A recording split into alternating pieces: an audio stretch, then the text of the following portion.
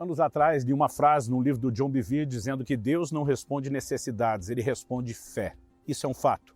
Todo homem precisa ser salvo, mas somente aquele que crê poderá acessar a salvação que Deus disponibiliza a todos.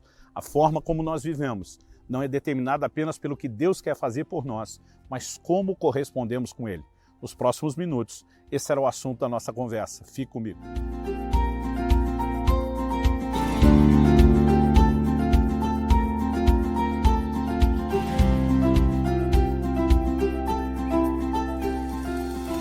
Hoje na cidade de Guarapuava, no estado do Paraná, passando para trazer mais uma palavra ao seu coração. E o texto que vai servir de trilho para a nossa reflexão hoje será Jeremias, capítulo 17, eu vou ler dos versículos 5 até o 10. O texto sagrado diz: assim diz o Senhor, maldito aquele que confia no ser humano, que faz da carne mortal o seu braço e cujo coração se desvia do Senhor. Porque ele será como arbusto solitário no deserto, e não verá quando vier o bem. Pelo contrário, morará nos lugares secos do deserto, na terra salgada e inabitável. Verso 7. Bendito aquele que confia no Senhor e cuja esperança é o Senhor, porque ele é como árvore plantada junto às águas, que estende as suas raízes para o ribeiro e não receia quando vem o calor, porque as suas folhas permanecem verdes e no ano da seca não se perturba e nem deixa de dar fruto. Versos 9 e 10 diz assim: enganoso é o coração, mais do que todas as coisas, e desesperadamente corrupto. Quem poderá entendê-lo? Eu, Senhor, sondo o coração, eu provo os pensamentos para dar a cada um segundo os seus caminhos, segundo o fruto das suas ações. Bom, em primeiro lugar, quero definir as verdades gerais encontradas nesse texto e depois nós vamos tentar trabalhá-las de uma maneira um pouquinho mais detalhada. O verso 9 e 10 nos aponta que o coração do homem é enganoso e que o homem tem dificuldade em entendê-lo. Quem poderá entendê-lo é a pergunta final. Mas no versículo seguinte, o 10, o próprio Deus responde: eu, Senhor, sondo o coração.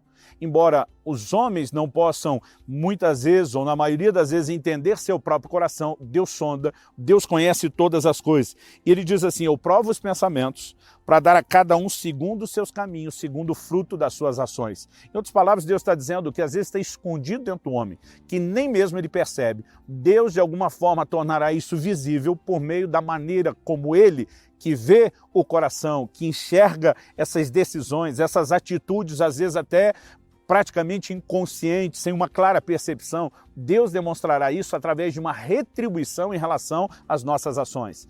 E isso, na verdade, nos ajuda a entender as declarações iniciais. Maldito o homem que confia no homem, faz da carne o seu braço. E depois, bendito o homem que confia no Senhor, cuja esperança é o Senhor. Os resultados que eles vivem são completamente diferentes. E nós precisamos entender que isso é apresentado por Deus como uma retribuição dele, a uma atitude do coração. Deus está expondo, tornando visível o que cada um tem no coração. E, obviamente, eu quero dar um destaque maior àquele que confia no Senhor do que daquele que confia no homem. O que confia no Senhor será abençoado. O que apenas confia no homem, ele é amaldiçoado. Mas nós precisamos entender o que leva alguém a ser privado da bênção de Deus e o que leva alguém a desfrutá-la, até mesmo porque nós queremos exatamente a saber como desfrutar a bênção de Deus e não abortá-la.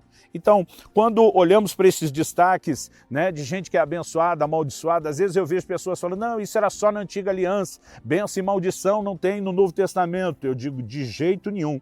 O livro de Hebreus fala a respeito de uma terra que absorve a chuva que frequentemente cai sobre ela e recebe bênção da parte de Deus. Mas fala de uma terra seca que produz espinhos e abrolhos, está perto da maldição e o seu fim é ser queimada. E o contexto ali é muito claramente aplicado aos cristãos da nova aliança.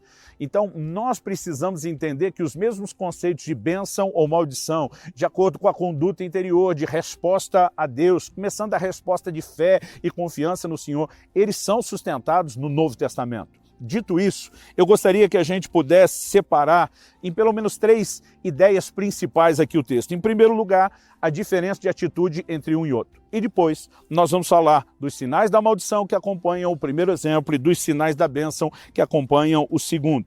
Então vamos lá, a diferença de atitude dos dois. O que é apartar o coração do Senhor, como é dito no primeiro caso.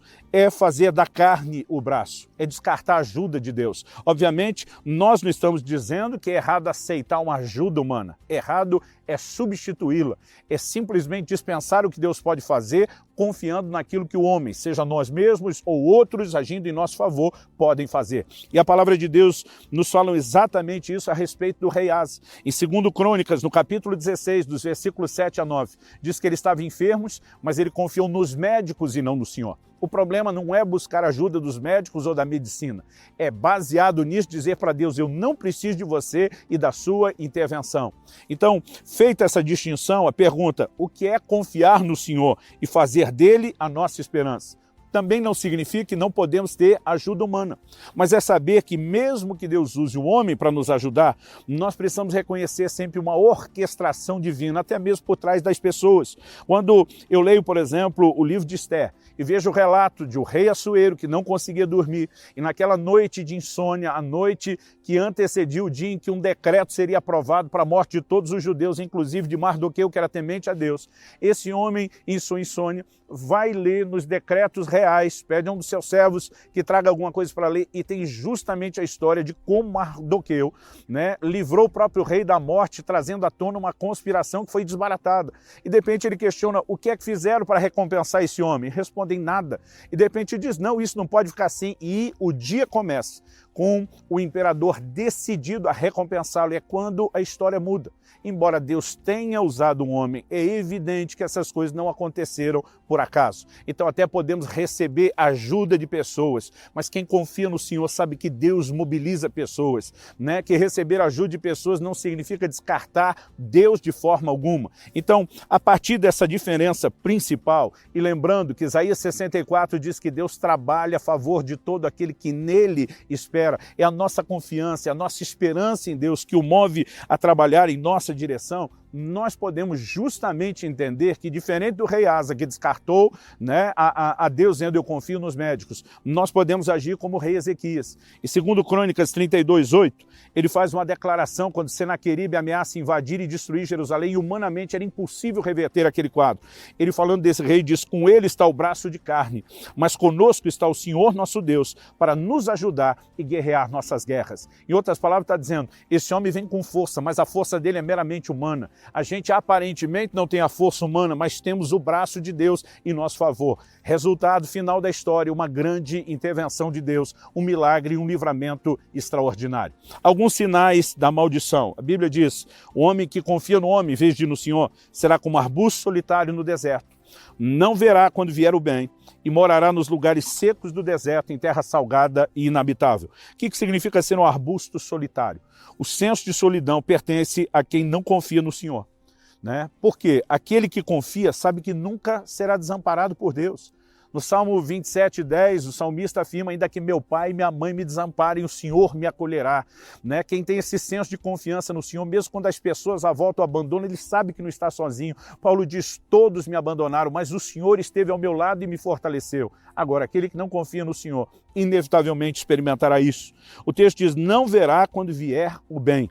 Acredito que essa coisa de não ver, não é apenas não ver uma bênção, mas é não ver se tornar realidade na sua vida. Por exemplo, em 2 Reis, no capítulo 7, nos versículos 1 e 2, quando Eliseu começa a profetizar que Deus traria mantimento para uma cidade sitiada em tempos de guerra, o capitão da guarda se posiciona e tenta ridicularizar aquela mensagem. Eliseu vira para ele e diz, os seus olhos verão o que Deus fará, mas você não vai provar. No dia seguinte, quando havia mantimento e abundância, porque o exército que sitiava a cidade, ninguém entendeu como, misteriosamente fugiu, desapareceu, o povo sai num desespero tamanho para saquear aquelas provisões que o capitão viu acontecer, mas foi pisoteado e morreu. Tem pessoas que até veem com os olhos, mas não veem se tornar realidade na sua vida. E a última característica, morará nos lugares secos do deserto, em terra salgada e inabitável. É o tipo de pessoa que não tem raiz em Deus e, portanto, se definha emocional e espiritualmente. Já os sinais da bênção que acompanham aquele que confia no Senhor. O texto diz, ele será como árvore plantada junto às águas, que estende as suas raízes para o ribeiro. Isso é extraordinário. Raízes buscam provisão, não apenas os nutrientes que a árvore precisa, mas água. E é interessante observar isso na vida de quem crê. O apóstolo Paulo diz em Filipenses 4, de 11 a 13, eu aprendi a viver contente em toda e qualquer situação, não importa se é escassez, se é abundância, porque no verso 13 ele termina dizendo, tudo posso naquele que me fortalece. O que confia no Senhor extrai do Senhor as suas forças. Então, obviamente, ele vai ser como árvore plantada junto às águas. Ele tem onde recorrer, ele tem onde buscar forças, ele é fortalecido para enfrentar qualquer situação. O texto ainda diz, não receia quando vem o calor, mas sua folha fica verde. Em outras palavras, circunstâncias adversas o rodearão, mas não o afetarão. Eu gosto demais disso. O livro de Hebreus fala de alguns que pela fé apagaram a força do fogo. Eles não apagaram o fogo. O fogo continua aceso. A circunstância continuava adversa, mas não tinha poder sobre eles.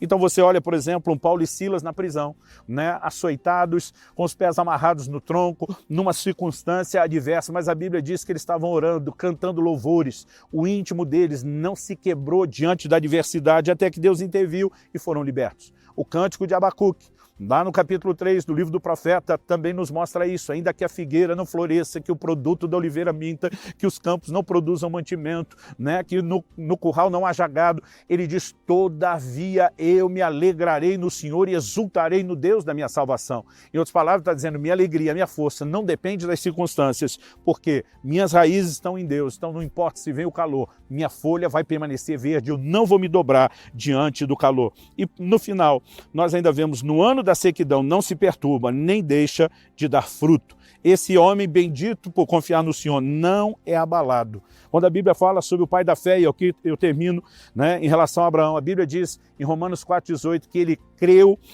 esperando contra a esperança, que ele não enfraqueceu na fé, que ele não duvidou por incredulidade da promessa de Deus, mas pela fé se fortaleceu, dando glória a Deus, não importava a adversidade.